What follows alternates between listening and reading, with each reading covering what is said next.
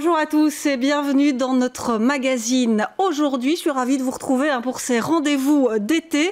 Aujourd'hui, des Bruxellois rayonnent à l'international, des Bruxellois font rayonner Bruxelles à l'étranger, des Bruxellois dont on ne parle parfois pas assez ici, chez nous, ou en tout cas qui travaillent dans l'ombre. Eh bien, aujourd'hui, nous, on les met à l'honneur. Alors, autour de la table, des artistes ou des hommes, des femmes qui mettent leur talent au service de l'art. On va commencer par un premier tour de table et là je me tourne vers Michael Bubbles. Bonsoir.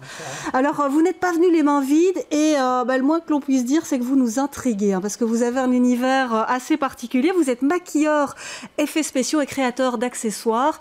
Alors vous êtes venu notamment avec une momie. Oui. Expliquez-nous un peu ce qu'elle représente, cette momie. Vous l'avez créée de toutes pièces. On l'a créée de toutes pièces parce que d'abord on avait créé un squelette et puis le squelette nous dérangeait dans l'atelier. Donc à force de la trimballer à gauche et à droite, on s'est décidé un jour d'en faire une momie. D'accord. Voilà, pourquoi pas, effectivement. Mais donc, votre travail à la base, c'est de créer des maquillages, d'effets spéciaux, et puis ça va plus loin. Il y a des doigts aussi.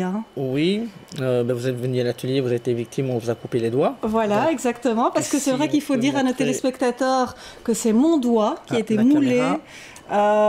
Chez vous, effectivement, dans votre atelier, et vous en avez fait ça. Je rassure tout le monde, j'ai mes 10 doigts, ça va. Mais on va voir aussi quelques images de cette création de doigts. Expliquez-nous un petit peu comment vous travaillez, justement. Eh bien, la première chose qu'on fait, c'est d'abord créer l'ossature du doigt. Donc, on prend l'os, on le maquille. Donc voilà, on le voit ici. Voilà. Donc voilà, vous partez vraiment d'un os tout blanc et puis vous le transformez, quoi. On le maquille pour avoir les vraies couleurs. Ensuite, l'enrobage de l'os se fera avec de la gélatine. Donc on coule de la gélatine dans un moule que nous avons donc déjà fait de votre doigt. Et par la suite, on prend l'os et on vient simplement le positionner dans la gélatine. Donc ici on met du gravier pour pouvoir stabiliser le doigt. Voilà, c'est ça, pour pouvoir le travailler. Ici on voit que vous continuez à peindre l'os, effectivement. On peut mettre, ici on met de la gélatine sur le bord de l'os de façon à lui donner une texture de chair. Et on vient incorporer l'os. Et oui, c'est ça. Et comment vous en êtes arrivé à être dans cet univers-là qui est quand même assez impressionnant, Ces doigts, ils ont impressionné tout le monde ici sur le plateau. On n'a pas tellement envie d'être à côté de vous. On peut repartir chacun. Comment vous êtes arrivé dans cet univers-là? Eh bien, je vais dire que avant, je suis polytechnicien dans les véhicules légers, véhicules lourds. Puis à un moment, j'en ai eu assez. Je vais dire, j'ai vendu ma maison. Je me suis dit, je me crée une année sabbatique. Je me prends carrément une année sabbatique et je me jette dans les effets spéciaux. Il y avait une passion à la base des effets spéciaux et c'était un peu un vieux rêve que vous avez réalisé. Qui est venu suite au film des Gremlins. Tout simplement. Voilà. C'est là que tout a démarré. Tout a démarré là-bas. Eh bien, on va continuer à parler de vous. On verra que vous travaillez beaucoup, vous, pour le coup, en Allemagne, quand on parle de Belges qui rayonnent à l'étranger. Mais en face de vous, Amélie Remacle, bonsoir. Bonsoir. Vous êtes comédienne belge qui travaillait beaucoup en France. Alors, l'un des premiers grands rôles, là où on a pu vous voir, c'est dans une série française qui s'appelle Résistance. On va regarder un extrait et on en parle juste après. Ouais. On a un petit cadeau pour vous deux.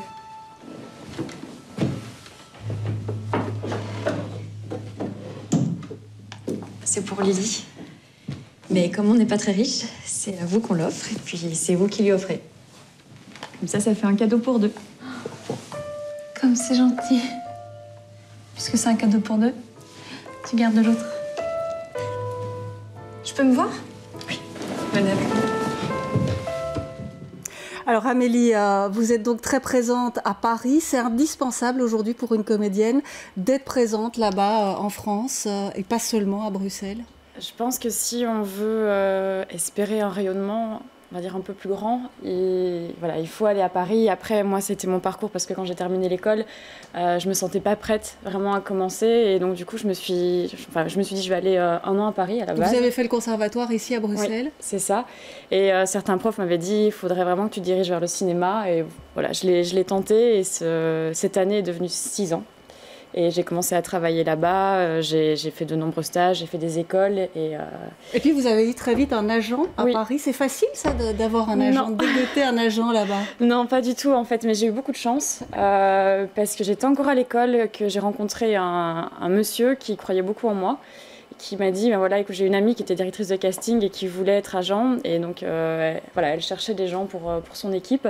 Et donc, on s'est rencontrés. Moi, j'avais pas beaucoup d'espoir parce que j'avais rien fait. J'étais encore étudiante. Et cette dame, qui est toujours mon agent maintenant, a cru en moi. Et elle m'a pris dans son équipe.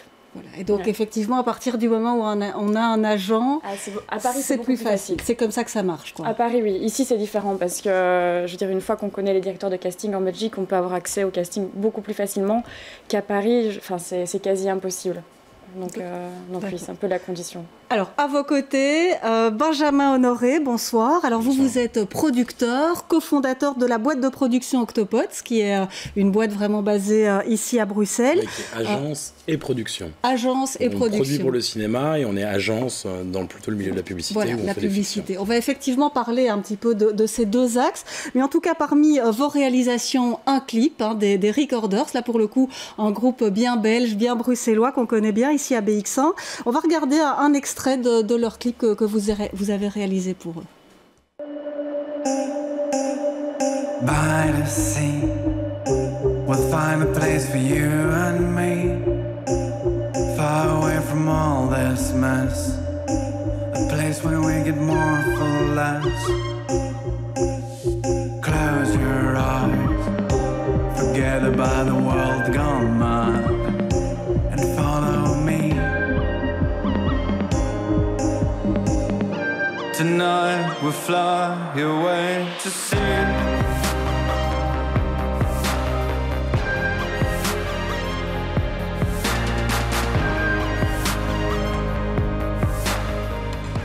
Alors Benjamin, la particularité vraiment d'Octopods, votre boîte ici à Bruxelles, c'est que vous donnez une dimension fictive, vous créez chaque fois des fictions, que ce soit dans la pub ou dans le cinéma, ou par exemple ici pour le clip des Recorders.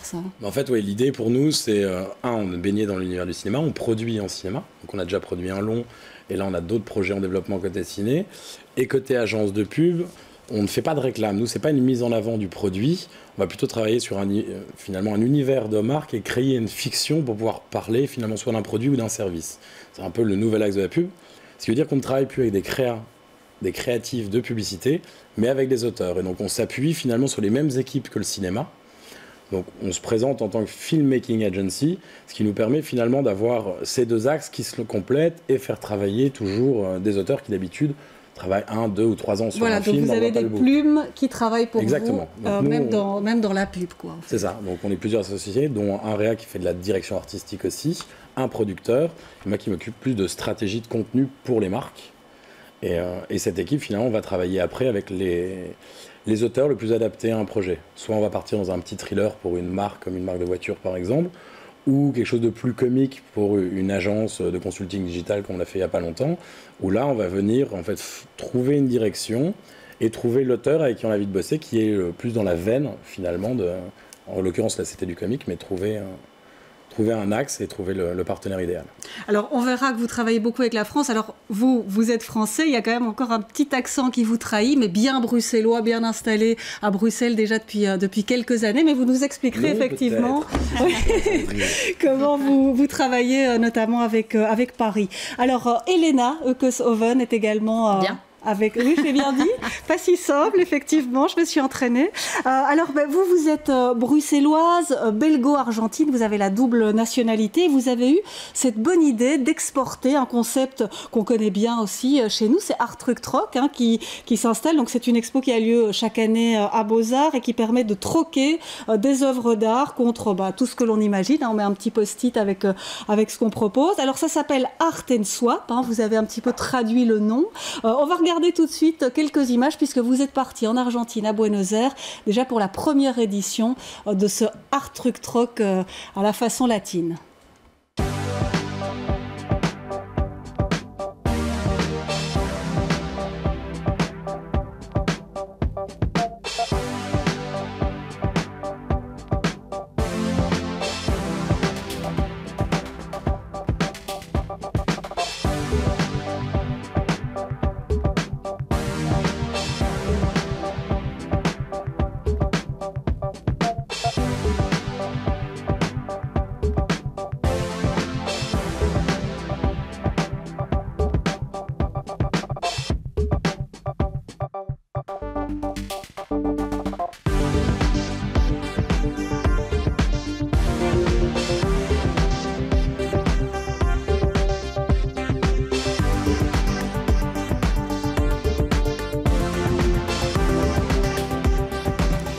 Alors, Elena, facile ou pas d'exporter un concept comme celui-là? Vous connaissiez bien quand même la culture argentine. Oui, heureusement, ça m'a sauvée. Je connaissais bien ce pays, cette ville.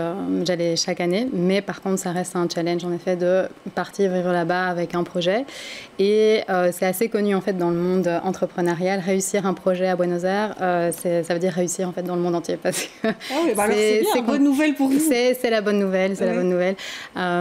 Parce que c'est un défi de tous les jours. Et quelles difficultés, par exemple? Vous avez été confronté à quel problème? C'est de toute façon très difficile de proposer un contenu qui n'existe pas. Première difficulté, financement. Ça, c'est clairement le plus difficile. Mais bon, je pense que ça, c'est pour...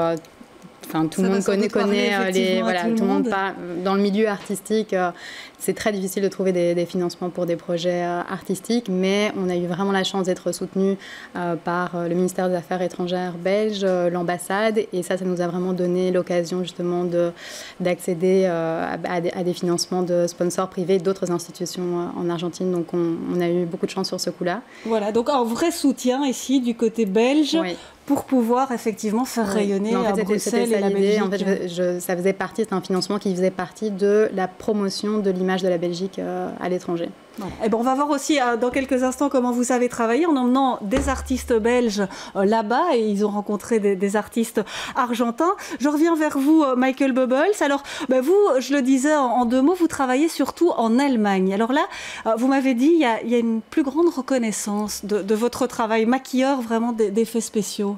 Oui, parce que je vais dire déjà à la base, le métier de maquilleur en Allemagne est un métier reconnu, comme électricien, plombier, chauffagiste, c'est un vrai diplôme. Donc déjà c'est beaucoup plus facile, ils ont un syndicat qui est derrière, etc. Maintenant, les clients que nous avons en Allemagne, c'est beaucoup des opéras. Parfois on travaille sur des longs métrages, mais nos interventions sont très courtes. Donc, et vous allez dans quelle ville, par exemple, pour nous donner comme ça quelques exemples? On voit des petites réalisations autour de nous. On est dans votre univers, là. Oui. On frissonne sur ce plateau. Alors, vous allez dans quelle ville, quel opéra, pour nous donner quelques exemples concrets? Là où je travaille le plus souvent, c'est l'opéra de Düsseldorf. On va aussi à Baden-Baden. Là, on est en discussion pour Hambourg. Mais le centre stratégique, je vais dire, où je suis le plus souvent, c'est quand même Düsseldorf. Et on parlait de financement avec Elena il y a quelques instants. Est-ce que là aussi, au niveau financier et au niveau reconnaissance, le côté indispensable dans une production comme un opéra du maquilleur, c'est plus reconnu en Allemagne aussi? Oui, je vais dire. En Belgique, on est toujours un peu le pauvre du cinéma. Donc déjà avoir Le maquilleur au cinéma, il est un peu en bout de liste? Oui, c'est vraiment la fiche technique. Benjamin acquiesce. En fait, pour du technique, oui, on va toujours venir voir quelqu'un comme Michael avant, essayer de budgéter un petit peu, mais une fois que les budgets sont posés, toujours un peu compliqué. Alors ça va pas rogner sur un budget journalier, mais ça va rogner sur le nombre de jours. C'est qu'à la base, on part pour un confort en disant 15 jours pour faire des masques, les essayages, les moulages et la sculpture. Et à la fin, on se retrouve écoute, tu dois tout faire sur le budget en 8 jours parce qu'on n'a pas suffisamment. Et ça, c'est vrai, c'est du vécu, ça? Oui. Oui. Et quoi, en Allemagne, c'est plus confortable? En Allemagne, c'est plus confortable. Je vais dire, il y a déjà un barème de 350 € par intervention. Donc, quoi que l'on fasse, que ce soit une heure, que ce soit une journée, il y a un minimum de 350 €. Si on dépasse 18 heures, à ce moment-là, en Allemagne, on doit être logé sur place. Donc déjà, donc il y a un confort beaucoup plus confortable. Et quand même, côté financier, c'est un tout petit peu plus... c'est pas négligeable non plus, évidemment. Alors, Amélie Remac, là, je reviens vers vous. Vous avez un projet assez fou, parce que c'est vrai que quand on en a parlé, je me suis dit, waouh, vous avez tourné, là, il y a très peu de temps, quelques semaines, un film chinois en chinois. Alors, on n'a pas encore les images parce qu'elles vont être montées. Le tournage vient de se passer, mais on va voir quand même quelques photos de votre tournage. Expliquez-nous un petit peu comment vous en êtes arrivé à travailler dans une production chinoise qui s'est tournée d'ailleurs ici en Belgique. Alors c'était un peu une série de hasard. Donc en gros c'est donc un réalisateur chinois qui a voulu... on va rappeler son nom peut-être. Tin Wei. Voilà. Qui a fait beaucoup de documentaires et qui voulait tourner sa première fiction en Belgique. Et le chef-op, qui est un ami qui s'appelle Julien Cherpion, a lu le scénario et il lui manquait son rôle principal belge. Et quand il a lu, il a fait écoute, c'est pour toi. Et après, on est parti un peu en croisade parce que Hating, en fait, c'est un peu partie de sa vie personnelle. Et donc, il avait quelqu'un de plus jeune que moi, une fille de 17 ans. Oui, en tête, il voyait quelqu'un de plus jeune. Sauf que ça ne fonctionnait pas. Et donc, au bout de 2 mois, c'est moi qui ai eu c'est vous qui avez eu le rôle. Et donc, vous avez tourné en chinois. Donc, phonétiquement, ça semble quand même... On sait qu'il y a voilà, c'est une performance d'acteur, ça se fait, mais pas évident quand même en chinois. Non, pas du tout. C'est complètement l'opposé de notre langue. C'est pas la même manière justement de poser les mots dans la bouche. Tu comprenais ce que tu disais? Oui, c'est indispensable. Et oui, tout était traduit. Mais après, on était avec un monsieur qui s'appelle Frédéric et qui est aussi le photographe de ces merveilleuses photos, qui m'aidait beaucoup. Et lui, il est belge, il était marié à une chinoise, donc il parle très bien chinois. Donc j'avais un peu l'aide des comédiens, du réalisateur, un peu de tout le monde pour m'en sortir. Mais la chose qui est assez chouette, c'est que comme je suis censée être une étudiante en chinois, mon chinois ne doit pas être parfait. Parfait, ouais, c'est ça. Donc le film, il s'appelle Ronji, parce qu'on ne l'a pas encore dit comme ça pour ceux qui voudraient suivre après la sortie, et travailler avec des Chinois. Alors avec un réalisateur chinois, ça change, c'est très différent que de travailler qu'un Français ou un Belge. Oui, c'était une aventure parce que déjà... En fait, il n'y avait pas de véritable interprète sur le plateau, donc ça faisait téléphone arabe un peu. Et donc, il y avait son assistante qui parlait anglais assez bien, mais pas couramment. Et donc, il y avait Frédéric qui était là aussi. Et donc, tu as cette petite personne, le réalisateur, qui est complètement habité par son scénario et son histoire. Et donc, il sait ce qu'il veut, sauf qu'après, il doit essayer de transmettre tout ça à des Belges qui parlent français. Et donc, oui, parfois, c'était parfois un sketch, mais c'est hyper intéressant parce qu'ils ont une manière de faire des films qui est très, très différente.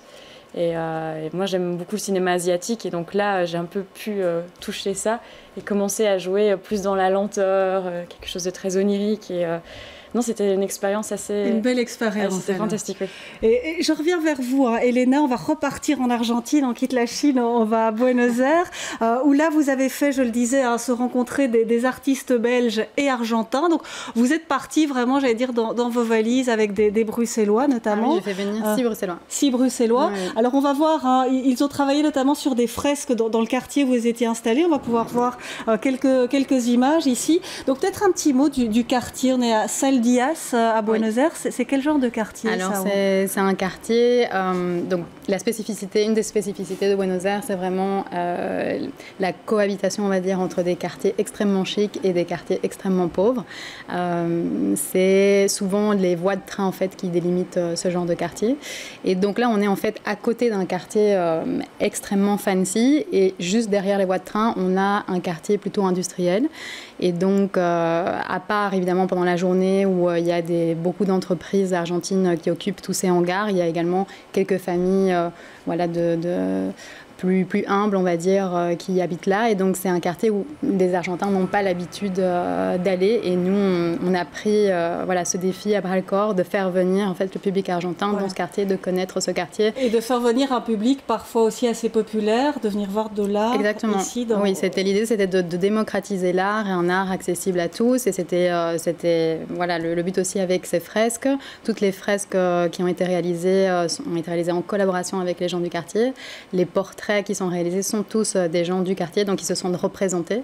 Donc ça, c'était une très belle aventure. Et comment ça s'est passé? Donc peut-être quelques noms des Bruxellois qui sont partis avec vous. Alors, j'ai Spire, Corentin Binard, c'est les noms d'artistes. Oui.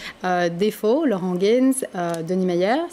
Ça, ce sont les 3 qui sont intervenus sur des fresques murales. Voilà, donc on a pu voir effectivement à l'écran. Et ensuite, j'avais David Delruel, Stéphanie Roland et Philippe Debogny, qui eux étaient vraiment plus la partie œuvre d'art plastique dans l'exposition, justement, avec le système de troc. Sur ces fresques, ils ont travaillé à plusieurs, parfois avec des artistes argentins ou entre eux mais ça a été vraiment de toute façon, l'Argentine, c'est le pays du système D, de la collaboration, et tout le monde se faisait des petits barbecues en fin de journée, et chacun aidait. Donc ça a bien pris, la mayonnaise a pris là-bas. Les artistes belges même, qui n'étaient pas là pour les fresques, qui venaient avec leurs œuvres, ont aidé aussi, ont mis la main à la pâte pour terminer à temps aussi, parce que c'était aussi ça, on avait très peu de jours pour le faire, et on est aussi dépendant des conditions climatiques, et donc il Il fallait tenir compte de ça aussi, comme à Bruxelles finalement, même à Buenos Aires.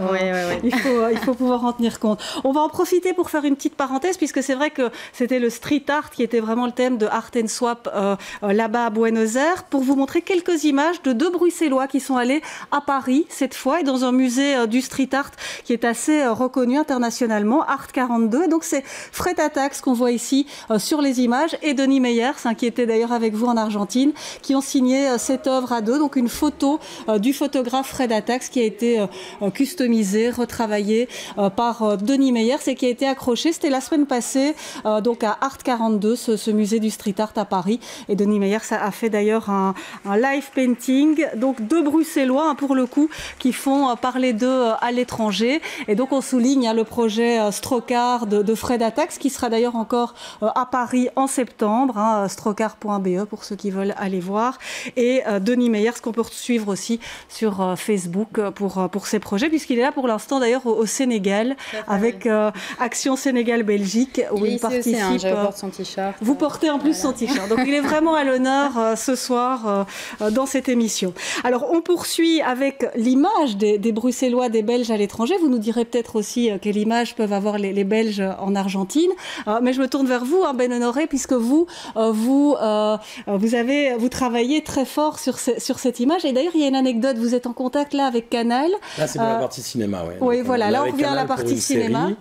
Et ce qui est assez rigolo dans la perception qu'on a aussi bien côté agent chez les clients que dans les partenaires cinéma, ce qui nous qualifie, c'est déjà, l'avantage pour eux, c'est déjà d'être belge. On a eu un mail en fait en interne chez Canal+, pour passer un dossier, et en passant le dossier, la première ligne entre collègues de chez Canal+, c'est tu devrais regarder parce qu'ils ont déjà une première qualité, c'est qu'ils sont belges. Voilà, donc ça c'est une qualité à Paris. Alors pour notre milieu, voilà, plutôt créatif, être belge est synonyme d'être bon créa, ou d'être suffisamment farfelu pour que ça soit déjà marrant.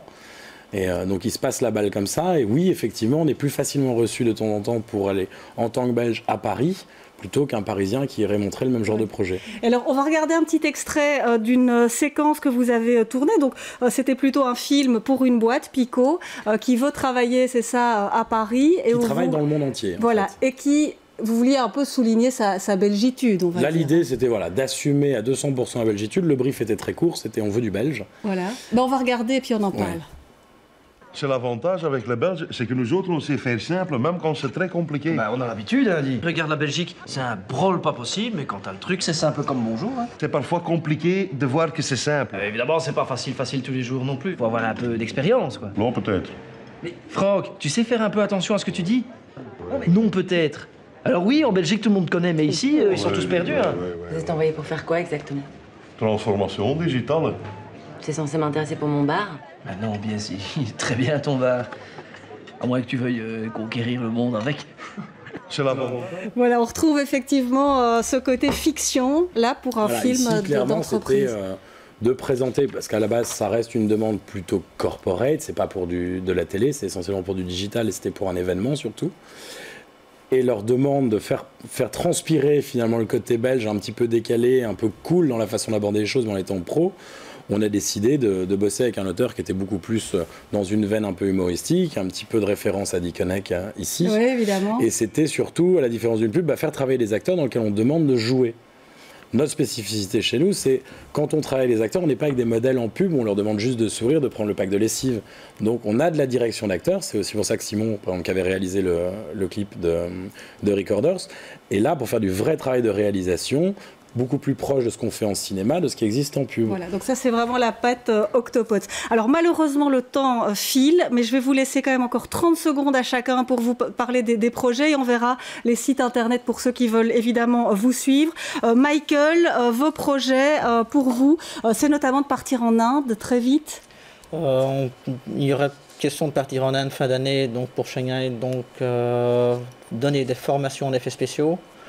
Et toucher le monde de Bollywood, évidemment. Voilà, et formation que vous organisez d'ailleurs ici aussi à Bruxelles, si jamais ça intéresse des téléspectateurs qui nous regardent.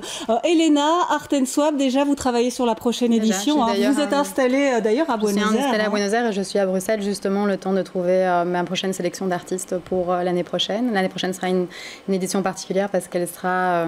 il y aura une mission économique belge en fait en même temps, donc on va faire les choses en grand. Donc, Voilà, appel à candidature. Et déjà des vues sur peut-être un jour le Chili, l'Uruguay, Oui, vous le disiez.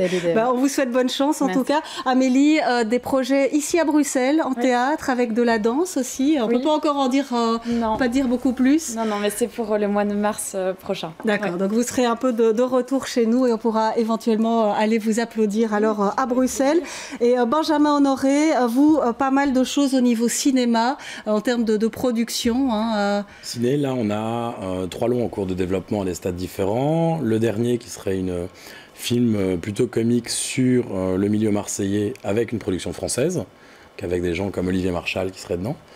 Une série en format court qu'on est aussi en développement, coproduction avec la France. Donc là, quelque chose de plus comique qui s'appellerait Mou les flics, donc très belge. Ah bah oui, là, le titre. Là, on est dedans. Et après, voilà, un thriller aussi en interne, en piste possible, France ou Canada. Donc voilà, pas mal de choses qui bougent côté ciné. Et côté agence, on est toujours à travailler aussi bien pour des clients ici belges que français ou anglais. Eh bien, écoutez, on vous souhaite en tout cas plein de bonnes choses pour la suite. On vous remercie d'être venu sur ce plateau. Eh bien, moi, je vous dis à très bientôt. Suivez-nous, bien sûr, sur bx1.be. C'est fini pour aujourd'hui. Passez une très, très bonne soirée.